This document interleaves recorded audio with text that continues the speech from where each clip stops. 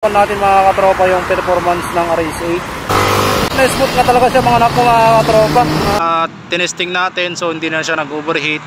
Ginawa ko mga katropa, blinade ko lang to. Yan. Piniga-piga ko lang to. Inhale XL lang mga katropa. Yan ginawa ko, piniga-piga ko lang to. Ngayon ibabalik na natin yung play rings. Yan.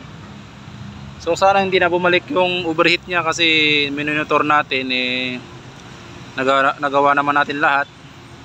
Langis yan, RS8.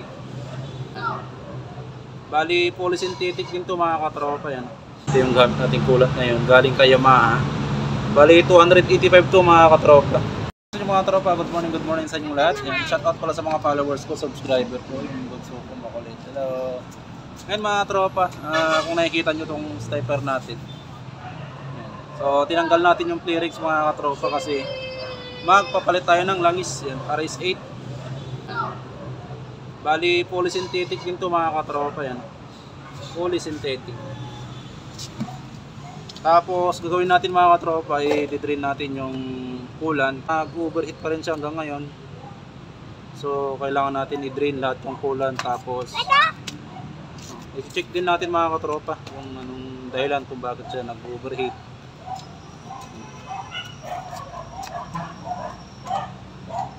Shout out pala sa aking club sa Sniper Darpo Team Bossing yan. Good morning.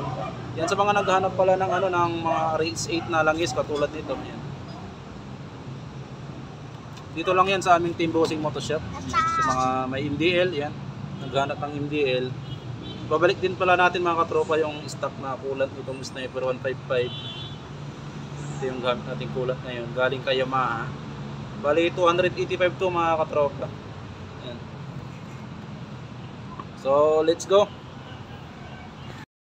Tropa, ito yung pinagpalitan natin dito sa ating Sniper 155. Yan. Bali ang tinakbo nito is 1,300. Ngayon ito yung papalit nating langis. Yan. Tapos ito yung coolant mga katropa dito sa may black. Yan Yan mga katropa yan. I-drain natin yan. Ito yung nagtanggalan natin. Antayin nyo lang muna mga katropa ng tumulo yung langis. Yan. Kasi every change oil mga katropa dapat meron na kayong oil filter na pamalit. Yan, every change oil yan mga katropa, RMC. At ang gamit natin mga katropa is yung walang spring. Yan, ito walang spring. Yan dapat ang gamit nyo dito, walang spring. Yan mga katropa. Ito yung oil filter na walang spring.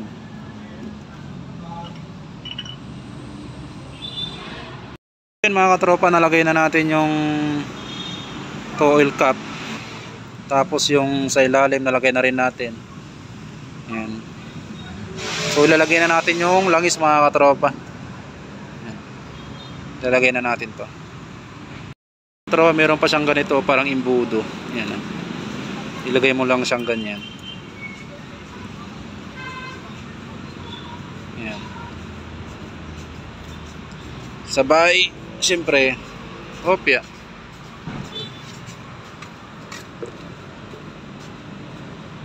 Yan mga katropa.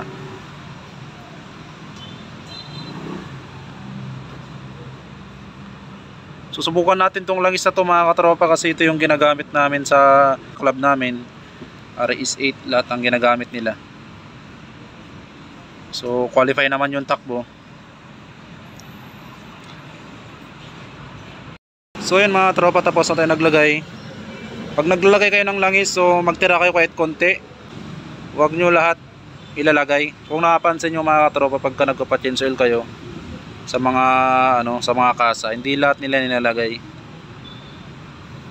Kahit ako nga mga tropa, hindi ko nilalagay lahat kasi gawa ng mas okay kasi pag hindi masyadong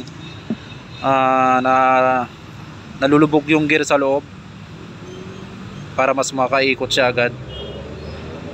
Ganun yun mga katropa, kaya hindi nila nilalagay lahat yung langis. May kumaga nagtitira talaga sila ng konti. Yan, katulad sa akin may natira konti. Yan.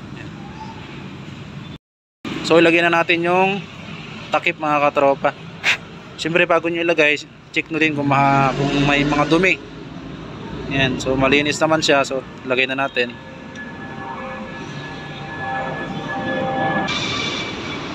Okay, ngayon naman mga tropa, ang ilalagay natin is yung coolant. Yan mga tropa, maglalagay na tayo ng coolant dito. Yan. Tropa, pag maglalagay kayo ng coolant dito, kailangan ito dito, kailangan naka-higpit na to dito mga tropa. Kasi kumbaga na-drain na siya eh. Yan. Higpitan na natin. Tsaka na siya gamitan ng copper tools na 8mm mga katropa. Kita nyo siya maigi, dapat yung higpit na swak lang. Lalagay na natin itong coolant, so let's go. Lagay na.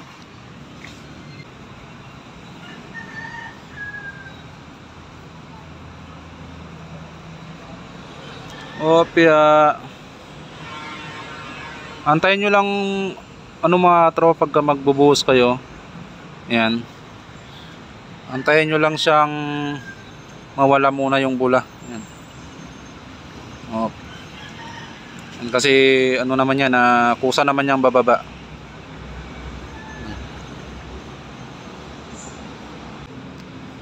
Alagaan nyo lang yung motor nyo mga katropa, kasi alam nyo na napakahalaga yung motor natin. Ayan. Puno na siya. Ngayon tsaka natin siya pigain pa naka-andar siya. Pigipigain natin tong mga hose yan para unti-unti siyang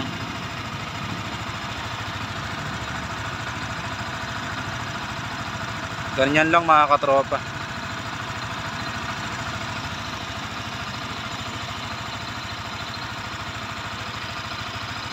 Kasi maliit lang kasi yung radiator natin mga katropa eh, kasi swak naman daw to yung yung mga malalaking radiator. Pwede naman diyan. Yan ang liit ng radiator natin.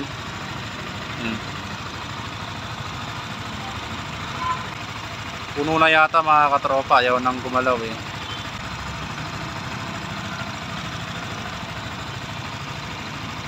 Mga katropa, na lagyan na natin ng coolant, so susubukan natin kung hindi na siya mag-overheat. Kasi nung dinala ko sa kasa kasi mga katropa, hindi na drain yun sa ilalim. Ngayon drainain ko siya, dinagdagan ko ng coolant ng panibago, kumbaga nag-refill ulit ako ng coolant na panibago. Drainain ko muna dito sa ilalim mga katropa. Yun yung pinagkaibahan nung nandun sa kasa.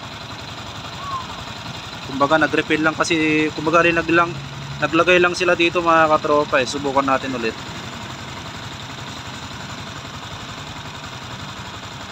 Sana hindi na siya mag-overheat. Please the Lord, kapit lang. So yun mga katropa, tinesting natin, so hindi na siya nag-overheat. Ginawa ko mga katropa, blinade ko lang to. Yan, piniga-piga ko lang to. Inhale exhale lang mga katropa. Yan ang ginawa ko, piniga-piga ko lang to. Ngayon ibabalik na natin yung play rings. Yan. So sana hindi na bumalik yung overheat niya kasi minonitor natin nagawa naman natin lahat. Kasi mga katropa, itong thermostat bago na. Tapos yung fan bago na rin mga katropa. Ito MBR1 Racing. Hindi na yung stock yung fan ko mga katropa. Yan, oh. Yan, malaki na yung fan ko. Yan. Thermostat. Ito original din yung kinabit. Yan.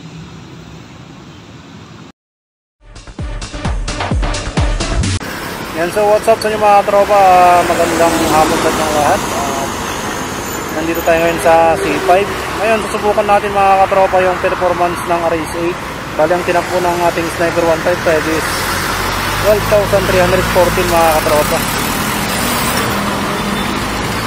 Dito natin masubukan ngayon kung good performance nga ba talaga siya, kasi ang nararamdaman ko parang bumalik siya sa pagka-stock mga katropa. Super smooth siya matakbo.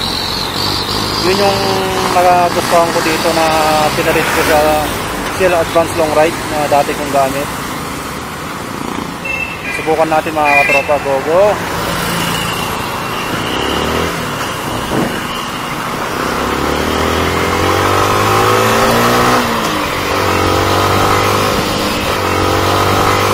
smooth nga talaga siya mga katropa. Parang ano talaga siya, bumalik sa pagka-stock. RS8 polysynthetic, the best na the best para sa akin mga katropa. Yung segunda niya, kahit naka-segunda to, presera siya, smooth pa rin sa manakbo. Yan, parang bilis siya pumalo mga katropa.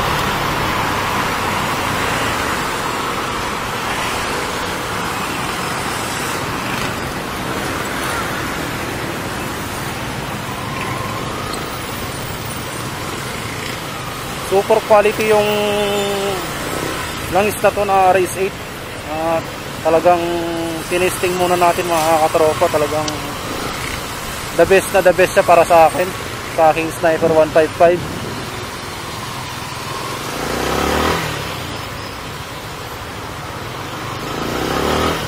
Kasi pag hinataw ko siya mga katropa, talagang ano siya, bumibigay talaga siya eh. Talagang yung hatak niya parang ano eh, yung galit na galit. Ang galing!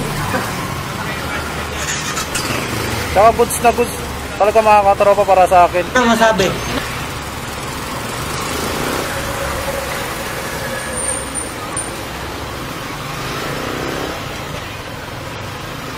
So yun lang mga katropa, maraming salamat sa mga nanood.